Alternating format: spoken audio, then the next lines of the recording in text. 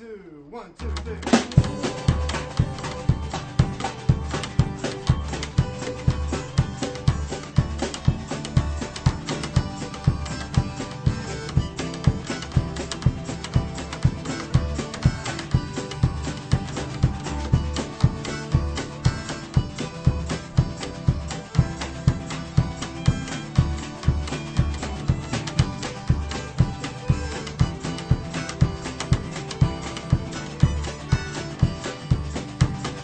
Hello, and welcome to Ithaca DSA Presents.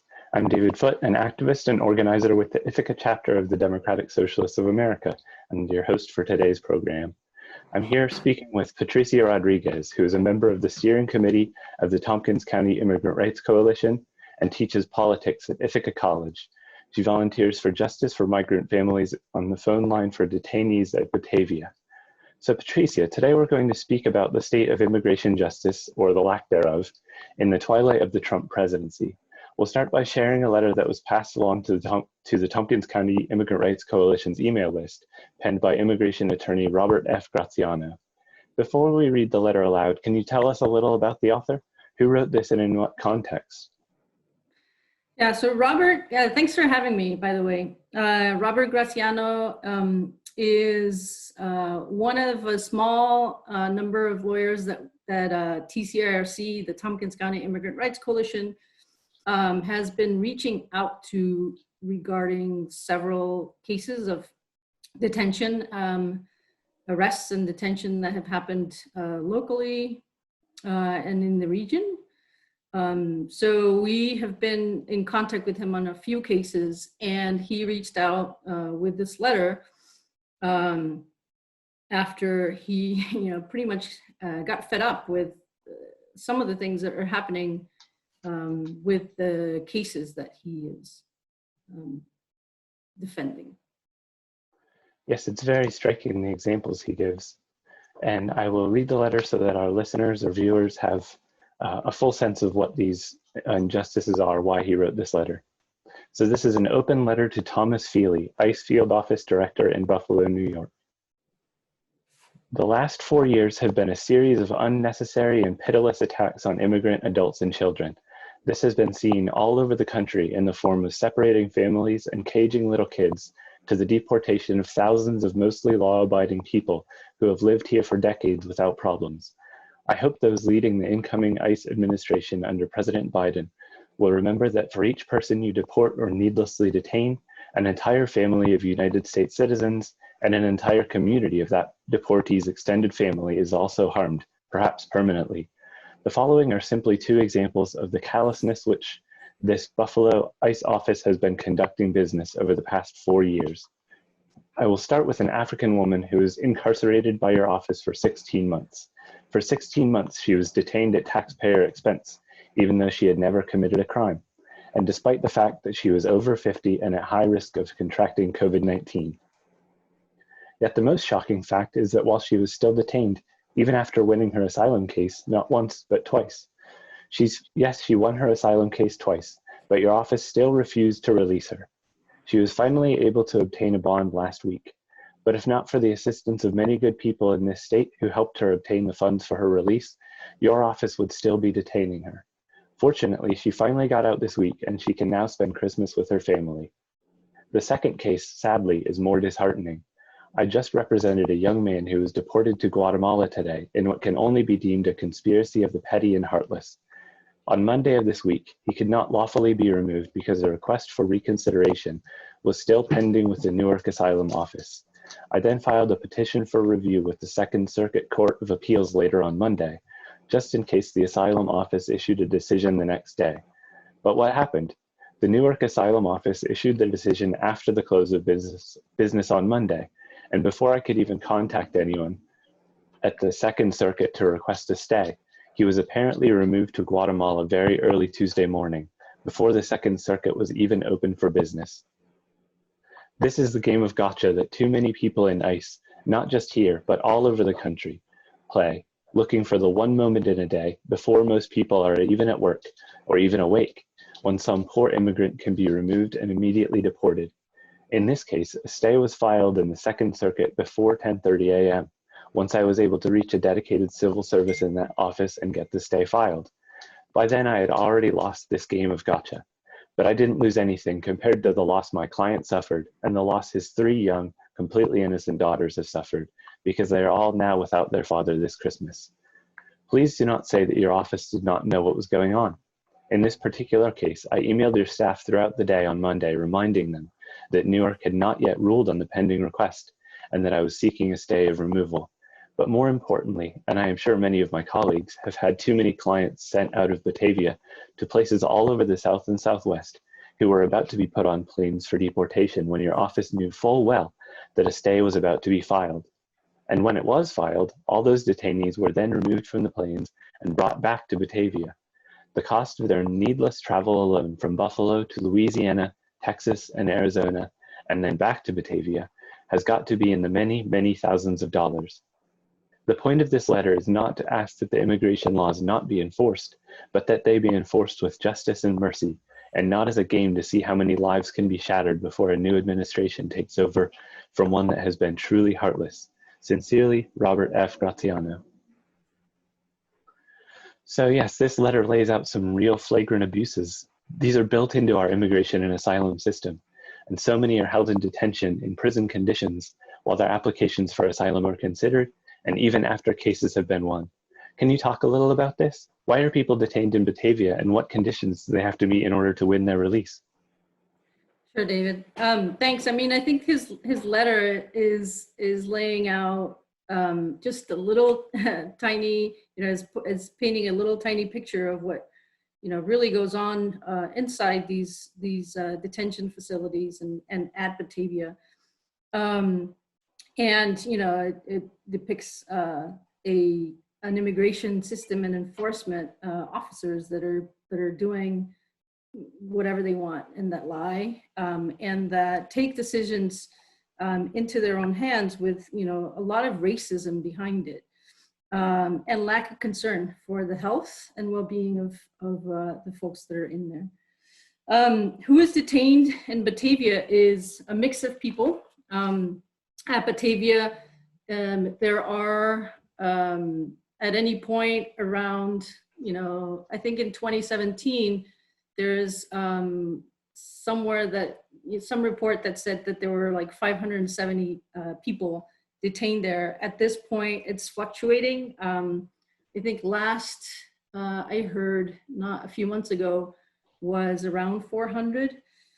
And the facility can hold 650 people. And many of them are just, people that have violated immigration law. They have, overstayed their visa. They have asylum. There are asylum seekers who have either, presented their claim or have been going through the process of trying to be heard about their asylum claims. And some of them are still in that process. Some of them have been denied, and then they appeal through the help of usually pro bono lawyers, volunteer lawyers that are in Buffalo and Syracuse and elsewhere. Many of them have fear of going back to their countries of origin, and that's why a lot of times they came. They have fear of being returned and tortured, murdered, because there's a lot of violence in these locations. There's people in there that are seeking refuge from governments who are persecuting them. And that is the case of many people that are in there from all over the world. India, Cuba, Venezuela, many places, a lot of places in a lot of countries in Africa. And then others are there because they are in the process of being deported, and they have committed crimes and already served their time in jail.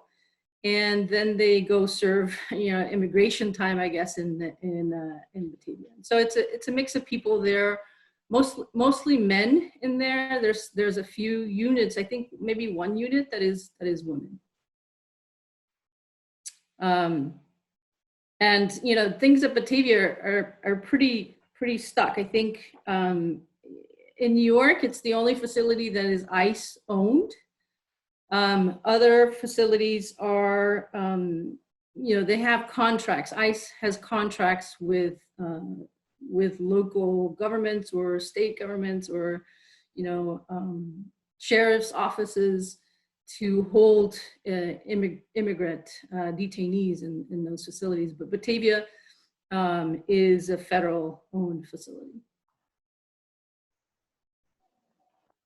So these people are detained. We heard a little bit in the letter about this complicated process involving stays, involving applications and hearings. What do people have to do in order to meet the requirements to gain their freedom? Sure. Yeah, I mean, for every case is a little bit different, but for some cases that at least I've been following, especially cases that have come to me, through the work that I'm doing at the Justice for Migrant Families or just Tompkins County Immigrant Rights Coalition. I think the process is one where they first have to get representation, and most often folks do not have a lot of money to pay these lawyers, and so it becomes a work of community and their families and friends trying to help in that process, right? So then they have to sort of be heard in that process, and a lot of times their claims are denied, and so then they have the right to appeal, and in some cases that appeal then leads to folks being released and further sort of proceedings would happen, and that's been the case in some of the cases that I've seen.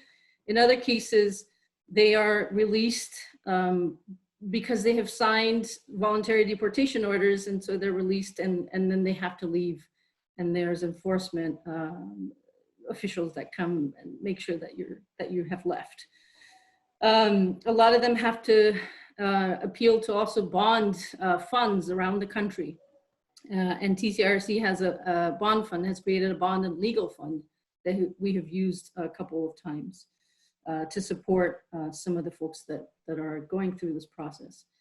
But it's for those folks who are able to convince the officials and the judges that their cases merit further proceedings or are on appeal, a lot of times it takes years. And so often those folks are they're released, but they can't work, right? And so it becomes the work of community coming together in solidarity to be able to help through the times in which they can't work. Other times, and this has been the case in Batavia, other times these folks are kept in detention, even though, like, you were reading this letter, even though they either have won their cases already and won it twice in that case, but also there are cases in which they, have been denied and they should be deported, but they can't because the governments of the countries where these folks are from, and I can name a few, Venezuela and Cuba, do not accept deportees. And so the law, states that, immigration law states that they should be released. And the bigger chance of them being released has to do with the fact that they get letters from community members or community groups who say that they will support. And so I, for instance, have been working on this one case where there is community support for a Venezuelan man who has not been released, and it has been longer than the 6 months allowed. Yes, and we'll talk a little bit more about what that community support looks like towards the end of the show. Something that is of a special concern this year that most of us are aware of, but there doesn't seem to be very much official recognition of by officials who have the power to act, that this pandemic is affecting those in detention, those in prison, more than the general population. Overcrowding in these facilities means proximity to others is mandatory, testing and treatment is usually unavailable, and unsanitary conditions are just part of the norm. Can you share what you know about conditions in local facilities or more broadly across the state, across the country? How is this virus being experienced by those who are caught in our dysfunctional immigration system? Yeah, so there is like a lot of information, for instance, coming out of Batavia about what the treatment has been under COVID, you know, and it has been the case that there has not been there has not been any attention almost to, especially at the beginning of, like, say in March and April, there were a lot of people coming in and out of that detention facility. Coming from other detention facilities into Batavia without testing, and often there wasn't any masks. There weren't enough sort of hand sanitizers or soap, and so often it then becomes the work of organizations that are around the region that help support these folks to buy from inside, buy soap, and have money in the commissary accounts to be able to even call their lawyers or family members for any support. There's a lot of trauma that's happening there, but as well, they need to be able to talk to the lawyers, and so for that there needs to be access to the phone. And often that is a problem too. There was hope that in April there was going to be some bigger amounts of releases because COVID was getting really bad. And that failed to materialize. And in fact, there was a moment in which the folks from inside Batavia wrote a press release and voiced that they were not being treated well and that there were many violations. And so I'll just read you a few parts of that letter. They say, being detained here, we are like the proverbial lamb waiting to be slaughtered. They say, that the DHS is the Department of Homeland Security, and ICE are not in the business of releasing detainees, even those with the highest risk categories. There are cancer victims, cardiac patients, diabetics, lung disease victims, those afflicted with chronic autoimmune disease being detained here. Are we to be left to contract this disease and simply die? We are the sons and fathers, the wives and mothers, brothers and sisters, grandfathers and grandmothers, friends and loved ones of others. Would the president own our deaths? How much longer would these cruel and inhumane immigration policies and laws result in suffering and eventual death? And so really, like, calling out for help and for some level of humanity in these immigration policies. And to be honest, there were very few releases. And those releases were, because there was mobilizing on the part of activists and lawyers. Thank you. It's a really shocking and horrible situation. Given that we had elections this year, we'll see a transition of power, of course, in the presidency and a new Democratic supermajority here in New York. Do we expect any big changes over the next few months on how this is being handled? Yeah, so a lot of people are saying that there probably is going to be some, at least, reversal of the most draconian policies of Trump in terms of immigration policies. And so there, are a lot of promises, and there's a lot of signaling that something's going to happen. Some things are going to be reversed. But honestly, nothing concretely has really kind of been said from the transition team of the Biden presidential transition team, right?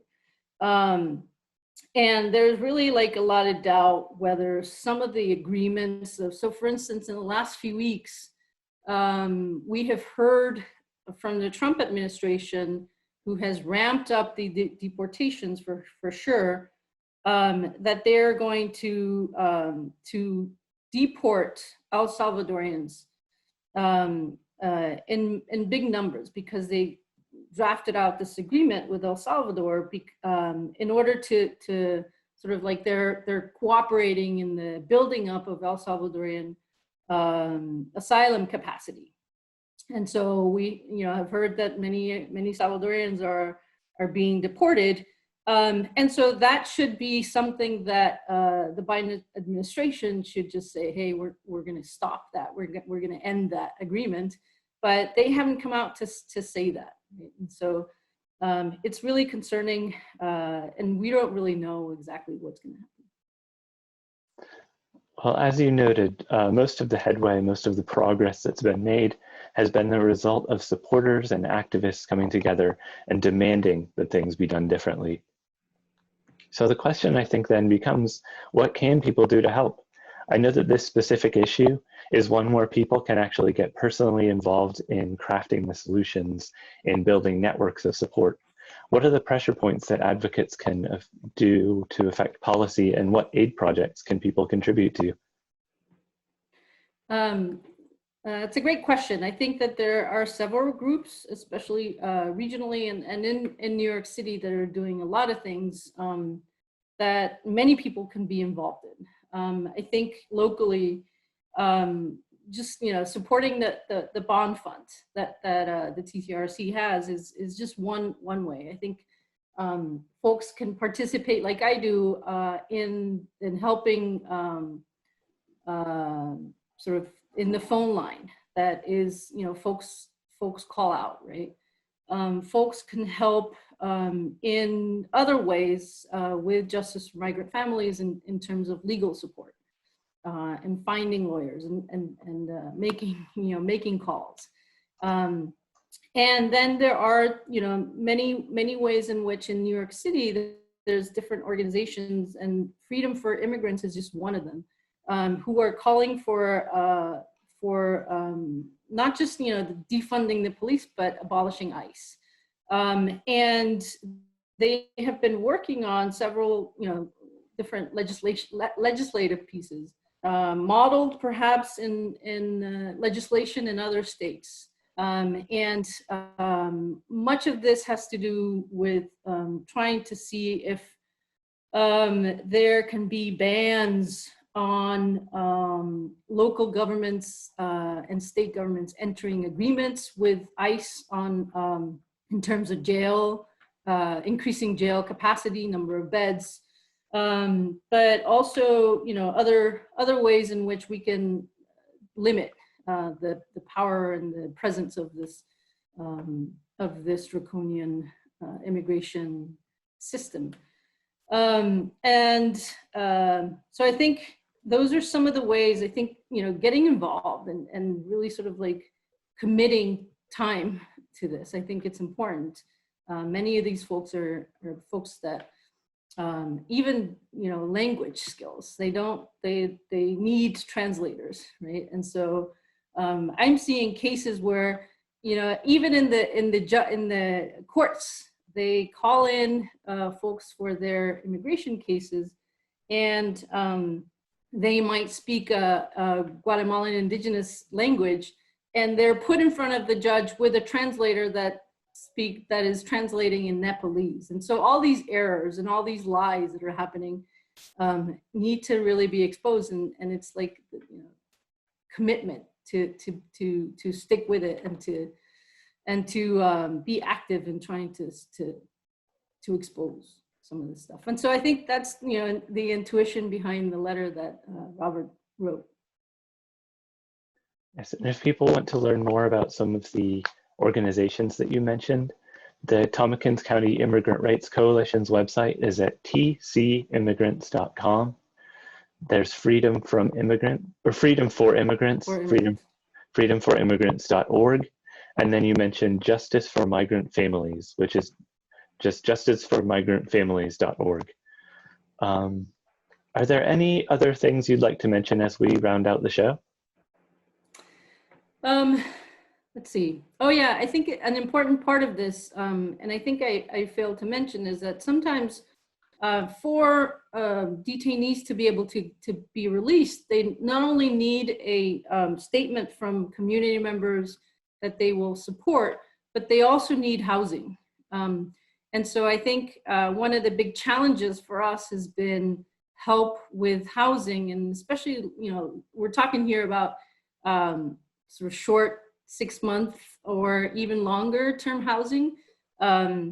That a lot of times is a hard commitment, but also so needed. And if we're ever going to be able to free immigrants in mass scale like is needed, we're going to need that level of support. And so if people are willing to either write letters saying that they will support some of these folks or provide housing, that would be fantastic. It's a fantastic way to help.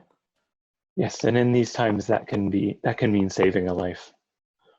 Yes. So Patricia, thank you for talking with us today. This has been Ithaca DSA Presents. I'm David Foote, and we're speaking again with Patricia Rodriguez, member of the steering committee of the Tompkins County Immigrant Rights Coalition, politics professor at Ithaca College, and a volunteer with Justice for Migrant Families on the phone line for immigrant detainees at Batavia. Thank you again for joining us. Thank you so much for doing this. 1, 2, 1, 2, 3.